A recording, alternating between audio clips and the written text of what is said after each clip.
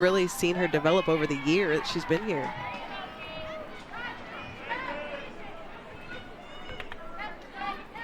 Leadoff hitter Emma Rodriguez struck out her first time. That was against Isabella Smith.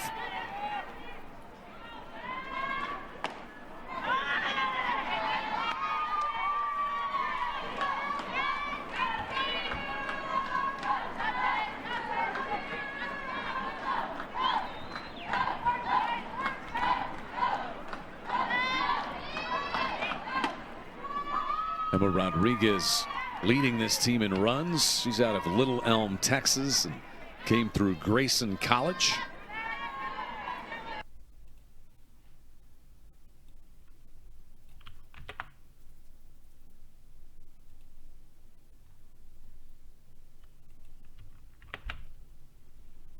This weekend, Oklahoma heads to Columbia, Missouri.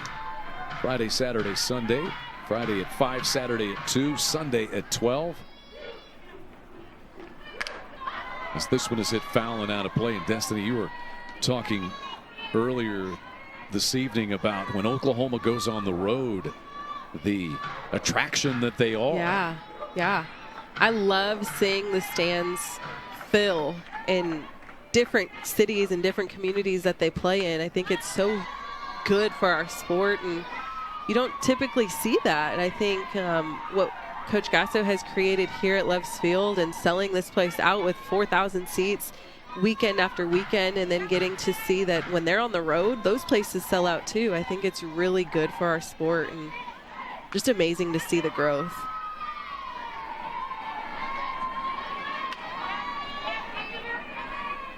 See the upcoming schedule for Patty Gasso and the Sooners. Midweek action up in Wichita next week after the trip to some things up out there. That's Riley Zakay, who is playing in right field, taking care of that one. Also got, you see, Cheney Helton, who's patrolling center field, and out in left is Maya Bland.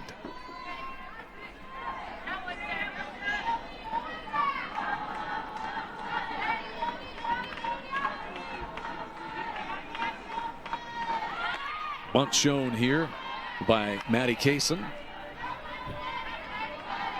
Kaysen grounded out to Gabby Garcia, the shortstop, her first time.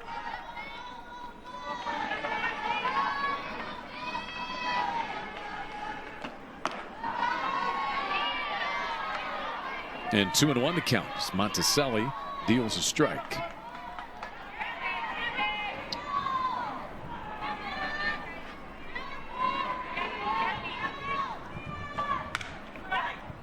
Tried to hold up that swing, but she does foul it off.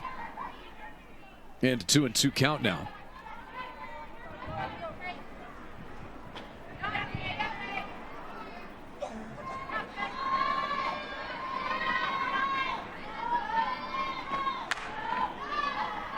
Again, this one hit foul by Maddie Kaysen. See Peyton Monticelli out there really getting behind in the count. This is the opportunity that Coach Gasso gives her to kind of see her work ahead and get a lot of her good pitches out of the way, get these hitters to chase. Good battle here with Maddie Kaysen.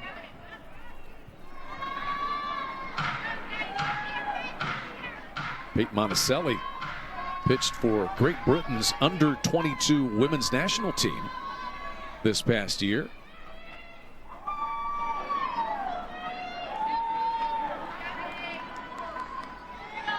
Kelly Maxwell coming in. Paige Lowry was a transfer in on national championship teams, but the attraction of pitching at Oklahoma and for Jennifer Rocha is all around the sport of collegiate softball. And Peyton Monticelli, another of those who transferred in from Wisconsin. Charlie Anger, the batter, struck out her first time. I think Coach Rocha does a really good job with her pitchers and understanding their strengths and weaknesses, and then how to enhance their strengths and work on their weaknesses. She's a very patient coach. I've seen her kind of in action and just the way that she speaks to them and gets them to understand where their strengths are, what it should and could look like, what they have potential to do and be.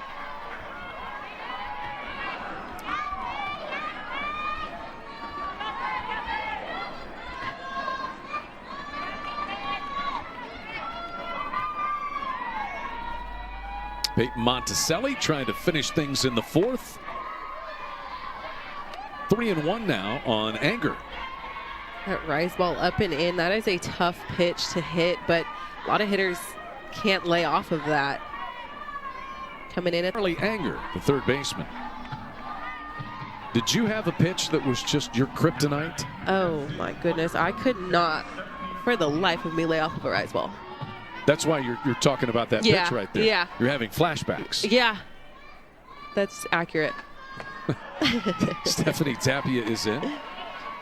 Monticelli, I mean, she's throwing about 67 miles an hour, so it's tough to lay off of it. And I will say, as a slapper, when you're running towards it, doesn't make it much easier.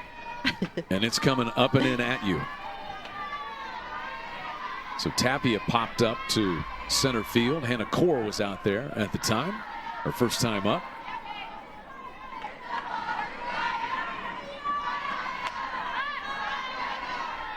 One and two the count now on Stephanie Tapia.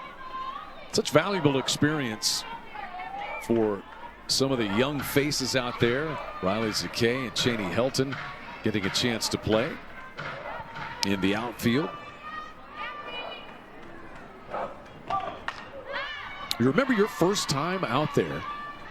A little bit nervous. You come to a team that's already good, just trying to find playing time. What was that like, the whole process? Yeah, I mean, I think it all starts in the fall, really. And I think now with the championship series that they do in the fall, it kind of sets you up for that. You kind of feel out, you get the feelers out and you understand where your competition is. And all of that starts so soon now.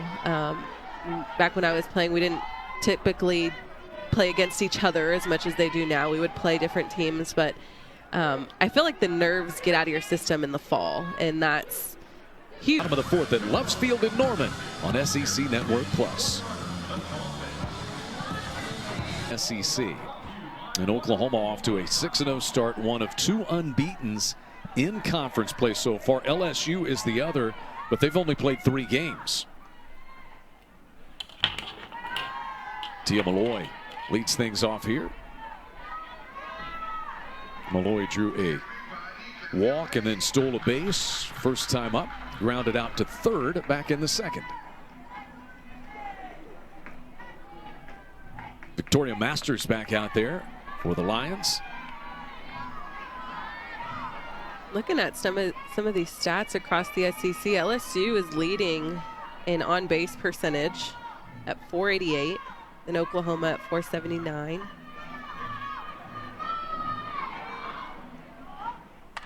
Malloy hits one foul just past the right field corner. Texas leading in batting average at .379, and then LSU at .374.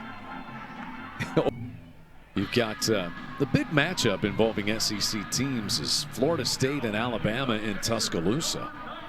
And then this weekend you'll have Auburn and Texas, LSU and Georgia. Of course, Oklahoma going to be taking on Missouri.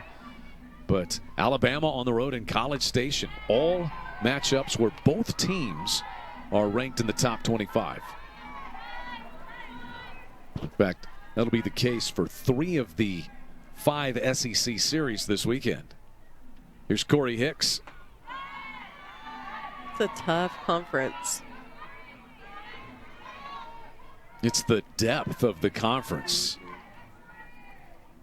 I mean, some of these stats are crazy. Stolen bases, Alabama's leading at 76 on the season. That's a lot of stolen bases.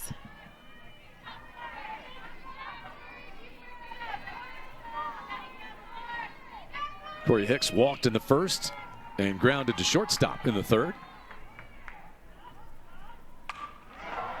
Well hit to left field, and out the Lions scoring a run. This game's over. Yeah, I think it's tough because I feel like their pitchers have done a decent job. They've just had to have that out. I think they've gotten themselves out of really tough situations. Oklahoma has left a ton of runners on, and then that error happened and it allowed them to get to 8 runs. But I think for this pitching staff, they have been attacking these Oklahoma hitters and putting them in tough situations and then being able to get out of it. Haley Montemayor struck out her first time. That was against over there. Did she used to laugh like that mid-game? Depends. Depends on the score. No, she has fun out there. Emi Mihi is 0 for 1. Grounded out to Agbayani at second base. Her first time up.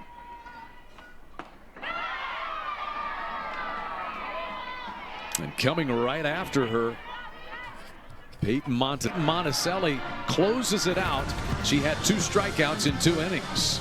Just a really good job in the circle. These pitchers did a great job making sure that nobody reached base. I think this is a really great performance and exactly what Coach Gasso wants to see out of her pitching staff. And offensively, another big-time night for Gabby Garcia. Home a 14-run rule wins, and the 4-time reigning national champions move to 27-0. Still the final remaining unbeaten team in Division I college. Live and archived on the ESPN app.